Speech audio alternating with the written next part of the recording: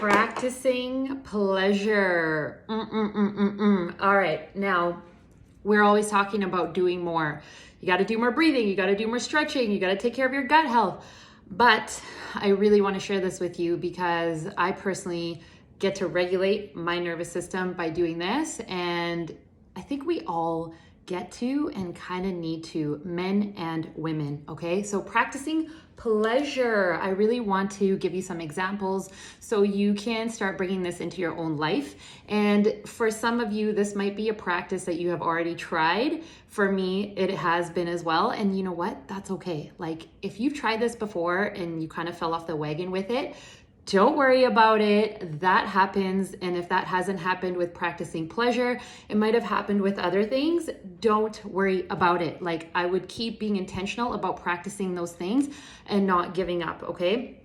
I mean, depending on how many things it is, if it's like 100 things, try to just like pick like your 2 that you're like, these are my intentional practices, and go on with them. Hold yourself accountable, okay? Hold yourself to that structure, that discipline, make it digestible. Don't go crazy.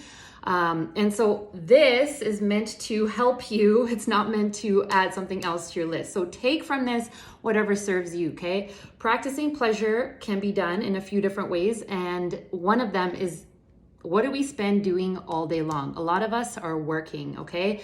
Now, how are you supposed to practice pleasure when you're working? All right, so I say this all the time, connect with your highest self. What is your highest self doing?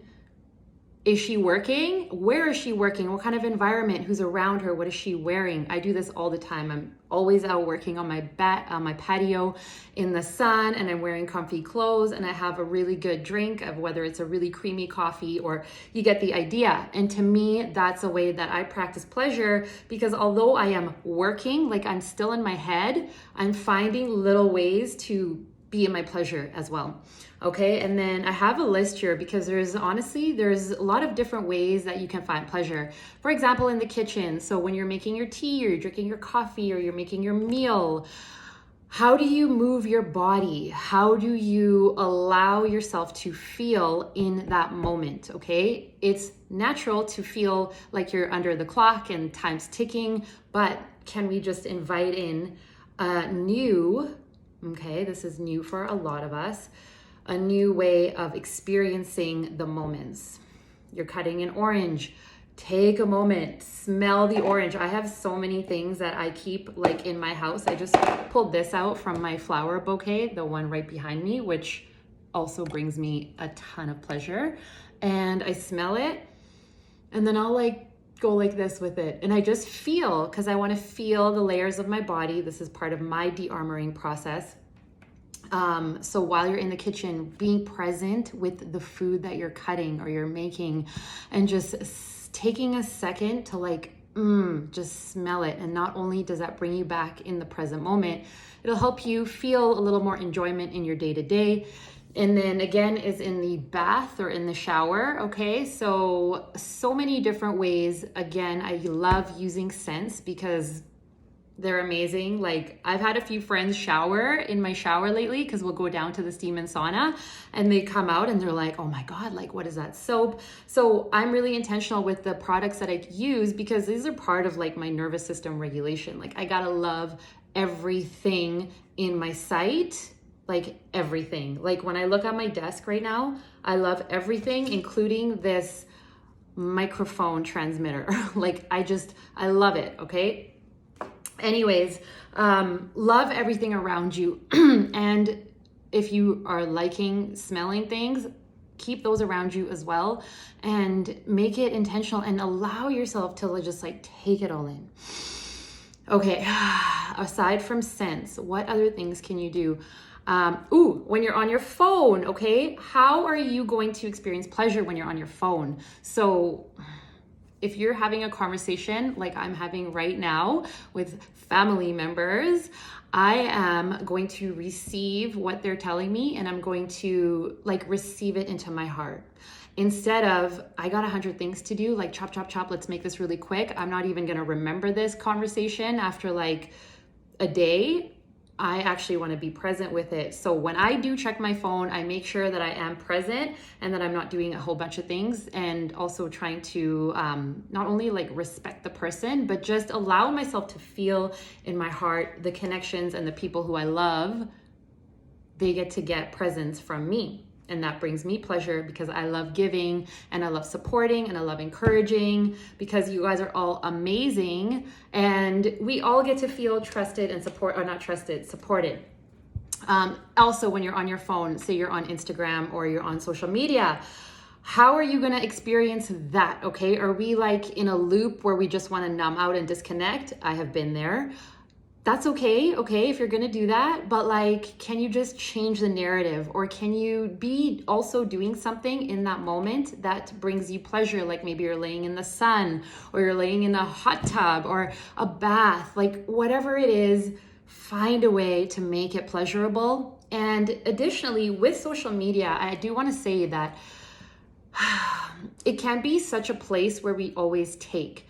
You're taking and you're consuming content. And that has a draining effect because it's a one-way, your energy flow is not circulating, okay? So how you can contribute to this energetic cycle called social media is you can engage and you can share, okay? Believe it or not, these practices really help ignite the energy circulation in your body. So comment on things that, really stood out to you that day, or share something with someone, it doesn't even have to be on your stories, and just contribute to the energetic cycle so you're not just taking, okay? And that might feel pleasurable for you because chances are when you share it with someone, they're gonna get more out of it. They're probably gonna say something to you, and even if they don't, it's okay because you probably just love helping and sharing information anyways. Okay, so in the kitchen, we have at work, we have in the shower, we have while you're on the phone. Now, if you're looking to make more experiences for pleasure, you want to create space in your day, okay? So how does that look? It means when you have to go somewhere, or you have an appointment, or you have to pick somebody up, what are you doing before that, okay? Are you filling up all your gaps of time with stuff? Like I used to do that. And now, like for example, Tuesday, Thursdays, I'm in the studio and I'm stretching my clients. And before that, I am doing something that I love, and I'm either doing one of my own stretch practices, or I'm catching up with some of my girls, or I'm laying in bed. Like those are the things that bring me pleasure. And then after that, I make an extremely creamy, delicious coffee, and I sip on that for like 3 hours. And oh my gosh, every single sip is pleasurable. Okay, and so what was I saying with that? Oh yes, creating space. Creating space in your day to experience deeper and bigger and more expansive experiences of pleasure. So again, connect with your highest self. What is your highest self doing that you're like, oh, I want to do that. That to me is so exciting. Or something that you see or you yearn for and you long for. How can you bring that into your day? Okay, you want to create space. Try not to fill up all your gaps of time with stuff, because all those neurons firing, pleasure doesn't become safe anymore. And this is the not problem, but actually it is a problem, is that we don't feel safe to experience pleasure because it means we're not in our doing and we're in our being, and we're always in our doing. And that's when we get drained in our energetic capacity. So how pleasure is important to fitness and health is when you experience that dopamine like flow, you're gonna steer away and you're naturally not going to want the treats or the coping mechanism or whatever it is that you feel like you do that's kind of bringing you down. Even if it's social media, if it's Instagram, if we get social media, we get dopamine hits from the things that we do. And if there are layers of you that are like, ooh, I know that's holding me back, I know it.